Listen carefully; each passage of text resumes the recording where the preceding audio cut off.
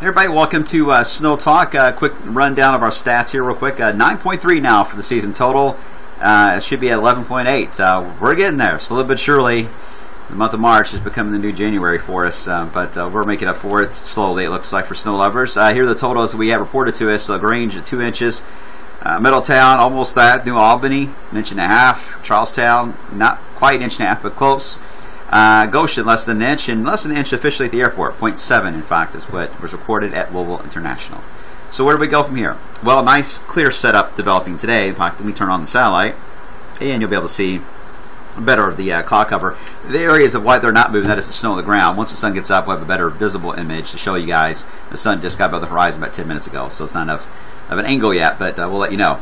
A wider view shows that the snow showers and all that nasty stuff with them basically moving out of here. We're going to get the chance to enjoy some quiet weather for the next couple of days. Our main issue then, we will warm up tomorrow, but Friday, we've got this warm front to our south and west. Notice the wind arrow is more of an east-northeast flow. That's a colder flow. We've got to figure out how much of a warm surge we're going to try to get that will combine with that surface flow from the east-northeast. That can allow for not really necessarily snow. This is more of a freeze and rain kind of a setup, and that is very temperature dependent, of course. And if we're warmer than expected, that it's just a non-issue. It's just rain. And right now I'm leaning more toward that being the more likely deal, that it's just rain. And any places to the north, we may run into more of a scenario like that. Let me show you what the sounding looks like. And you're looking at the ground level. Way up here is like the airplanes fly. So you're looking at this from the side view. Your wind arrows at the surface coming in from the east-northeast, as you saw there on the graphic, but aloft they're all coming in from the west, which is a warmer flow. So what happens is you get that push in of a northeast wind. It pushes the red line, which is your freezing line, to the surface. It pushes it to where it's closer to the freezing mark. Meanwhile, you've got more of the west wind here, so that pushes everything to the right. And when you get that offset, then you allow for snowflakes to form, but they melt into raindrops, and they stay raindrops until they get to the freezing ground itself, which becomes freezing rain. But right now, it's like right there at 31, 32, and considering that the ground is not overly frozen or cold, again, I just don't see it being a major issue right now. We'll watch it, but cold rain is a little more likely. Let's look at a couple of the models. Here's the Euro. It gives up one wave Friday for our area, and the second wave for Saturday, a little more moisture with it. Some snow in the northern fringes that way to our north. Not every model agrees on that Saturday rain. Then we get the break Sunday. A lot of models agree on the break Sunday. That's good. I like seeing that. A warm surge, get a chance to get us into the 60s. Then we're back to the rain on Monday. And now here's where the track of the low is a bit different on the Euro. It was a little more to the south and then up the coast, which would have been a negative NAO. The NAO, the indice, is adjusting a little bit back the other way today, and we're seeing the model reflect that, a little bit more of a northerly track. Still gives us a little bit of a backlash, if you will, of some snow showers, but not as much of a threat for anything significant. We'll see if that plays out. Right after that, we got another one. Warm surge. Here comes the rain as we into the 23rd, March 23rd, and then maybe some cool air behind it, but likely not going to snow. So that's your idea. Very active pattern.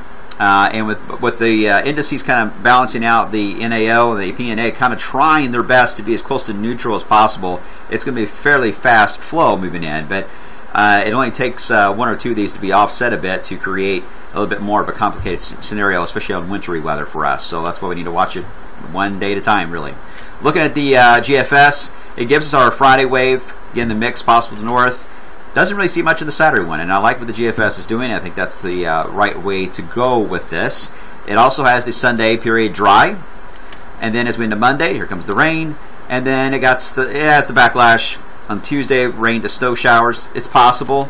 It tries to warm us up again on the 22nd to the 23rd for more rain and thunder, and then it too tries to give us backlash snow on the 24th, but that GFS usually overdoes that sometimes on these backlash snows, and those are never fun. They're not exciting for snow lovers anyway. Most times it don't even happen. Alright, so nothing significant on the snow side. We can't take the snow chances out of the next couple of weeks, but we are at least going to be a very active pattern, so each one of these has to be watched very carefully. We saw just how the weekend system really ramped up in a 24-hour period, even 12-hour period ramped up, so lots can change. Alright, so that's the overall setup on timing of these systems. Now, looking ahead, I was looking at the Japanese model. Their new long range came out. And they do really good on the winter forecast. I haven't really paid as much attention to them for the spring or summer before. This is the first time I'm really looking at them a little closer. But the previous outlook for the spring was a colder pattern for us. The new outlook coming in warmer. This would include the rest of March, April, and May. On the precipitation side, previous outlook came in a little bit wetter, very close to us, nothing excessive, but overall dry signal in the southeast. And now coming in with certainly a wet signal for the Ohio Valley and the Great Lakes. So this is interesting to see this. This would certainly mean for more flooding potential, more severe weather risk to come into play, which has been coming and going on some of the models as of late. In fact, I was looking at the latest severe weather guidance potential, and I'll try to get to this tomorrow. But it was indicating that around the first week of April, perhaps a significant severe weather event is showing up already this far out. For that period. So we may be onto something here to a warmer pattern, but it doesn't necessarily mean warm and sunny. It would mean quite the opposite, in fact. Warm and active and stormy. So we'll see how it plays out, guys. That's all I have for today. Enjoy the sunshine, and that 60 coming our way for tomorrow. Take care.